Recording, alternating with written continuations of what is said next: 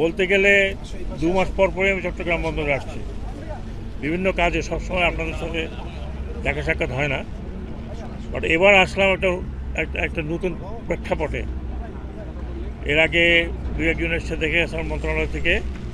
প্রেক্ষাপটটা হলো যে এনসিটি, যেটা নিয়ে আপনারা বহুত আলোচনা শুনেছেন, আমিও আমার এখানে টেক ওভার করার পর থেকে আলোচনাগুলো শুনছি যে এনসিটিতে যারা ছিলেন 18 বছর বা 17 বছর এনসিটি সহ অন্যান্য কিছুতে, তারা 17 বছর আমি বলবো যে ভালো কাজই করেছে, খারাপ করেনি।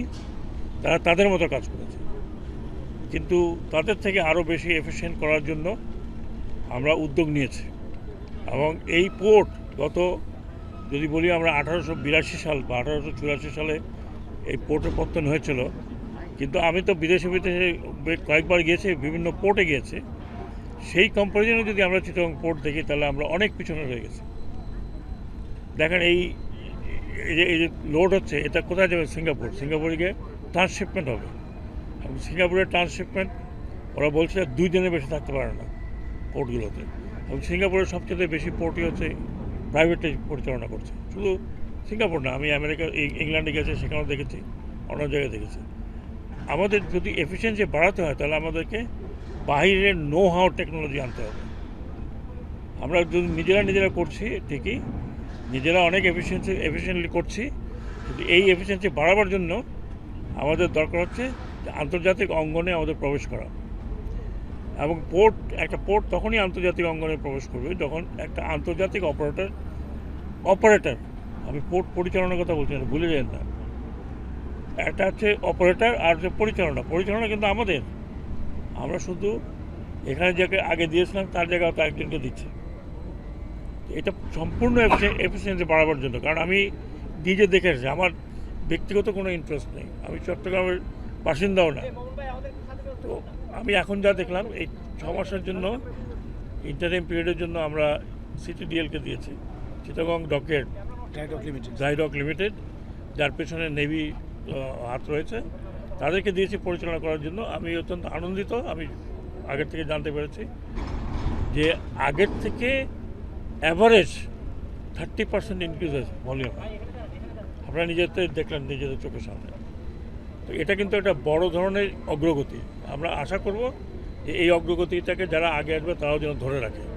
এবং চট্টগ্রাম পোর্ট বাংলাদেশের পোর্ট, চট্টগ্রাম পোর্ট আমাদের সম্পত্তি, এটা আমাদের কাছে থাকবে। যদি কেউ অন্যভাবে প্রপাগান্ডা করে থাকে, আমি আশা করব যে দেশের স্বার্থে এই ধরনের প্রপাগান্ডা যেন না করে। আমরা সামনের দিকে যেতে চাই, আমরা আন্তর্জাতিক অঙ্গনে যেতে চাই, আমরা নিজেদের মধ্যে পড়ে থাকতে চাই না। আপনি চিন্তা করেন 75 বছর হয়েছে মংলা পোর্ট, ওটার দিকে কতখানি নজর কেউ দিয়েছিল। আমি অন্তত চেষ্টা করছি যে ওটার দিকে নজর দেওয়ার। সময় লাগবে। আমি এই 3 মাসে 6 মাসে বা 5 মাসে 1 বছরে সব কিছু করা যাবে না।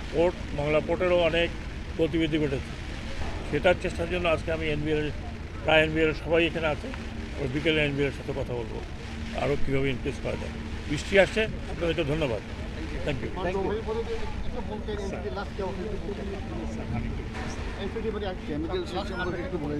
এক মিনিট, একটা বলে গেছি।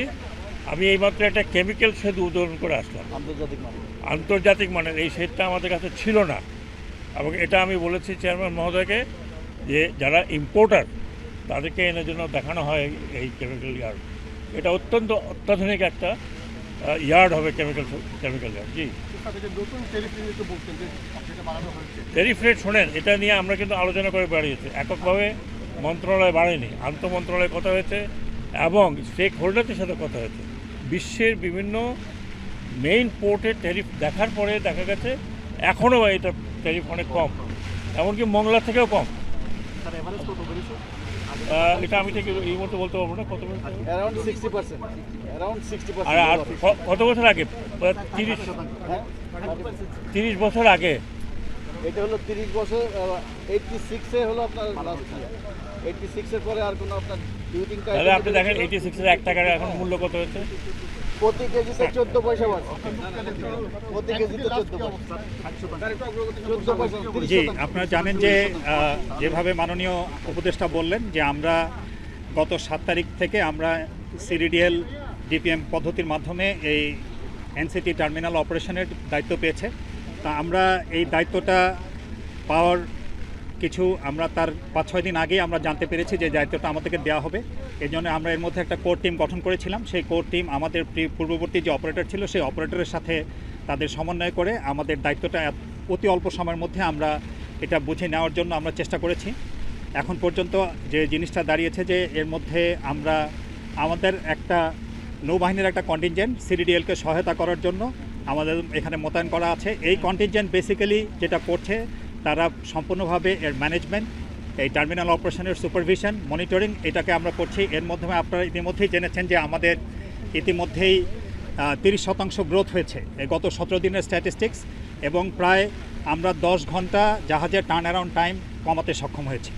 এই জন্য আমি আমাদের মাননীয় নৌবাহিনী প্রধান সার্বক্ষণিকভাবে এই টার্মিনাল অপারেশনের ব্যাপারে ওনার নজরদারি আছেন, উনি তত্ত্বাবধান করছেন, উনি সবসময় আমাদেরকে নির্দেশনা দিচ্ছেন, এবং উনি নিজেও 9 তারিখে এখানে এসে টার্মিনাল অপারেশনে আমাদের পারফরমেন্স দেখে গেছেন এবং আমাদের সঙ্গে একটা মিটিং সভাও করেছেন। ওখানে উনি গুরুত্বপূর্ণ নির্দেশনা যেটা দিয়েছেন সেটা হচ্ছে যে এই বন্দরের একটা মূল চালিকা শক্তি হচ্ছে এই এনসিটি।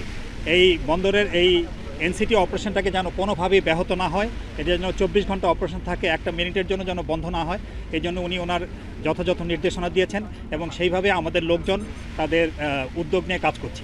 বিভিন্ন ছোটোখাটো সমস্যা আছে যেগুলো আমরা একটা ত্রিপাক্ষীয়, এটা একটা বেসিক্যালি একটা ব্যাপার, এটার সাথে আমরা চিটাগং পোর্ট, মন্ত্রণালয়, সিডিডিএল এবং আমরা সম্মিলিতভাবে সেই সমস্যাগুলো সমাধান করছি এবং সমাধান করে এর ফলে আপনারা একটা গ্রোথ এবং প্রবৃদ্ধি দেখতে পাচ্ছেন। আমি আশা করছি যে এই প্রবৃত্তিটা আমরা ধরে রাখতে পারবো এবং আরও ভবিষ্যতে আরও উত্তরোত্তর উন্নতি করতে পারবো। ধন্যবাদ।